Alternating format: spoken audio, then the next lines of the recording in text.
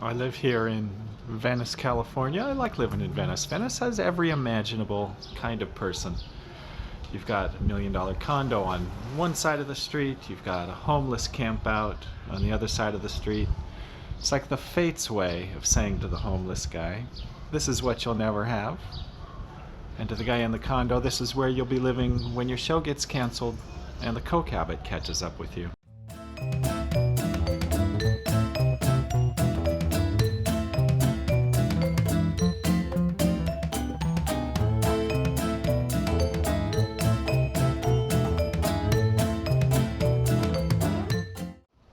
Because of a kid I know, I've been watching a lot of Godzilla movies recently.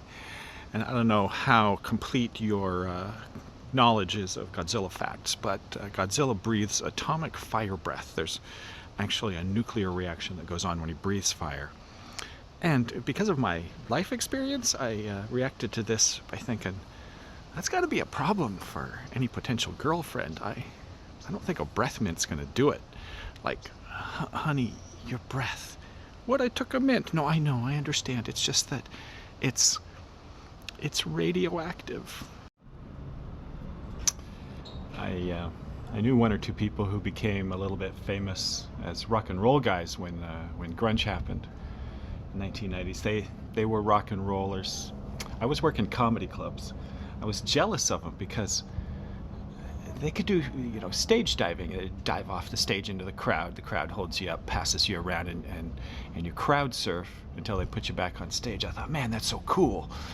So I tried it one night at a comedy club. I forgot that at a comedy club, people are just sitting at tables with drinks on them and food. So I stage dove into a plate of nachos.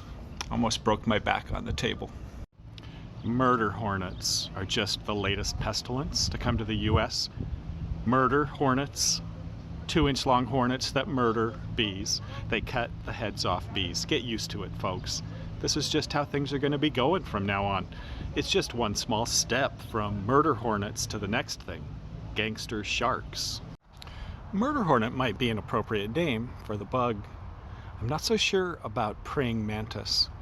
Has anyone ever asked a mantis about its religious beliefs? I am not prey. I am a religious skeptic. My hands are just stuck in this position. Please call me the agnostic mantis. There's no live sports during the coronavirus lockdown, so ESPN is rerunning a lot of the old classic games. But I would watch more if there was a chance the game could end differently this time than it did the last time. Don't show me the Yankees winning the 1998 World Series again. Show me them losing it this time. Here in Venice, I have to use the local laundromat. I carry my dirty clothes to the laundromat in a backpack. One time I made the mistake of leaving the empty backpack on top of the washing machine while I went and did other stuff for a half hour.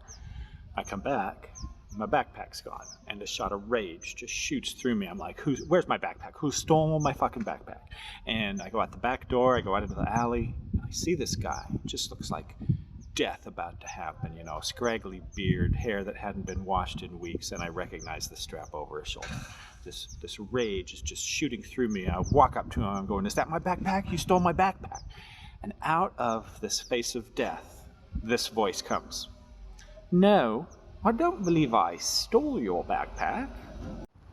So I was thrown off guard by this proper British voice coming from death-looking British homeless guy. But I was pissed, so I just kept on. I was like, that's my backpack, man, you stole my backpack. And he said, listen to me. I did not steal your backpack. It had been placed on the sidewalk. I was led to believe it was free to be claimed. Of course I'll return your backpack. I couldn't be mad anymore. I was even asking myself, was I just talked down from my rage by death-looking British homeless guy? And where did your life go off the rails that you sound like the Queen's press secretary, but you're living on the street in Venice, California? I'm lucky to be alive. I'm one of 5 brothers and sisters. We're all lucky we made it past the age of 12. Because the job of a child is to almost kill your brothers and sisters, not to actually not to actually kill your brothers and sisters, but to find out through trial and error, to push, as close to that boundary as you can, to cause as much pain, as much damage as you can, and then pull back from the edge just before it becomes tragic. There was the time my brother David shot my brother Dan in the butt with a BB gun. I don't know what year this was, but I want to say David was about 12 and I would have been 6 or 7, and then Dan's in between us. And my parents gave David a BB gun for his birthday because they realized we're totally overwhelmed by 5 completely out of control children. What's missing from this equation? A firearm. My mom had given Dan chores to do. He was vacuuming the living room. David was lying on his stomach on the floor of our bedroom like a sniper, aiming the BB gun out the bedroom door at Dan's butt. I'm the little kid behind David, jumping up and down, going, "Do it, do it, do it." And he's smacking me, trying to keep me quiet. And then he pulled the trigger. Pop.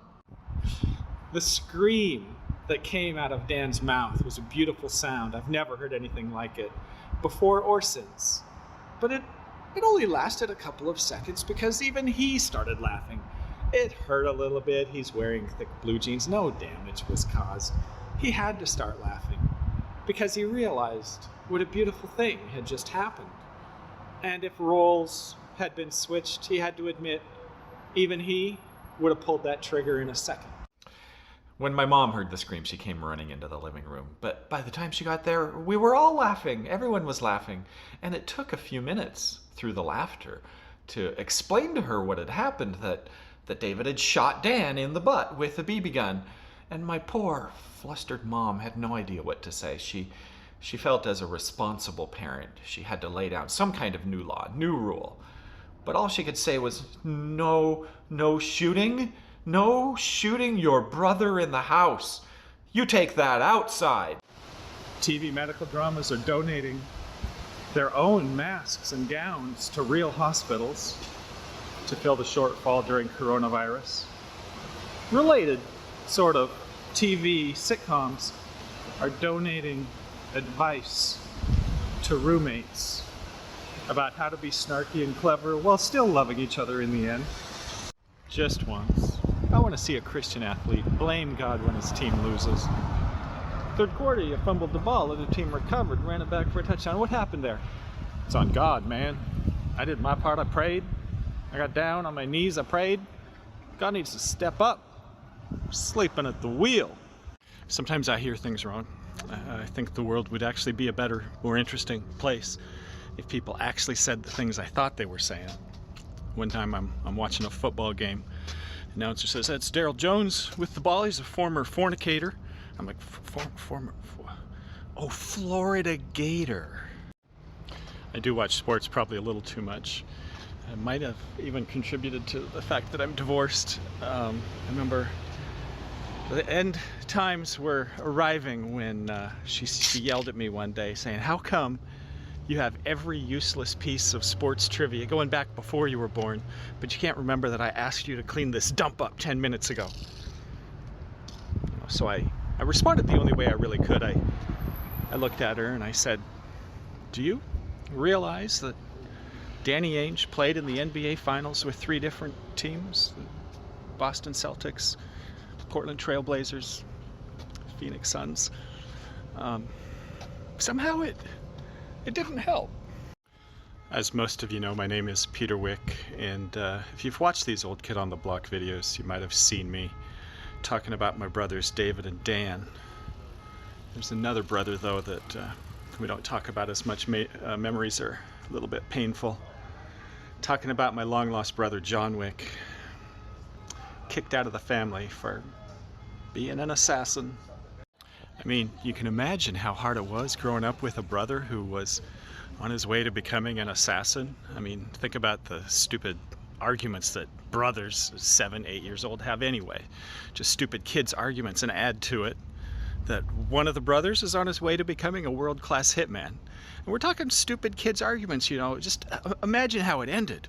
Whose turn is it in the game? Whose Lego set is cooler? Who's being mean to the dog? Political debates need to have two parts from now on.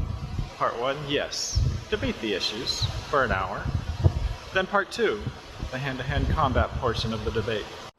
I was driving down the freeway, I see this big billboard that says, report drunk drivers, call 911. And right away I see this guy in front of me in the lane swerving back and forth. I think, oh man, that's a drunk driver, I got a call. So I get my phone, I'm calling 911. A friend starts texting me. It's hilarious text. And so I'm texting back. 911 answers, I'm talking, I'm texting, I'm talking. I'm not really paying attention to the road. And I accidentally crash into the drunk driver's car and smash it up against the concrete divider of the freeway, and I kill him. So the lesson is, don't talk and text while you drive, or you might accidentally kill a drunk driver. I knew a guy once who was arrested because he was out late at night. He was stoned and he was hungry. So, crystal clear thinking process, he looked around for the nearest building he thought he could break into, which was a church. And so he broke into the church, he found the kitchen, and he made himself a sandwich. Of course, he tripped the alarm. Cops came. What's in your hand? Drop it now. It's a sandwich. If I drop it, it's like a waste of perfectly good tuna salad. So he spends that night in a jail cell with these two ultra-hardened criminals, you know. These guys are just sitting around bullshitting with each other all night. Like, what you in here for, Jack? I killed a man. How about you, Holmes? I beat a man within an inch of his life. What you in here for, dude? I ate a sandwich. There was a girl I was with once. She was 20, I was a little older. It was a long time ago. Realized she was a lesbian while she and I were, let's just call it, having an intimate moment. Now, total supportive, be who you are, love who you love. And I'm calling this girl Jenny. That's not her name, but that's what I'm calling her. Love her to death. If Jenny and I ran into each other today, we'd have a couple drinks, we'd laugh for a couple hours, have a great old time. Love her to death. All I'm saying is, when something happens in this scenario where we have our intimate moment and she realizes she's a lesbian, and she has been exclusively with women since I'm the last dude that she was with, it makes me reevaluate, question, you know, what role did I play in this realization? I know I'm oversimplifying. Nothing's that simple. We're complicated people. I just wanted to ask her questions. You know, was there a particular moment in what we were doing where your realization became the most crystal clear? It would help me. That's all I'm saying.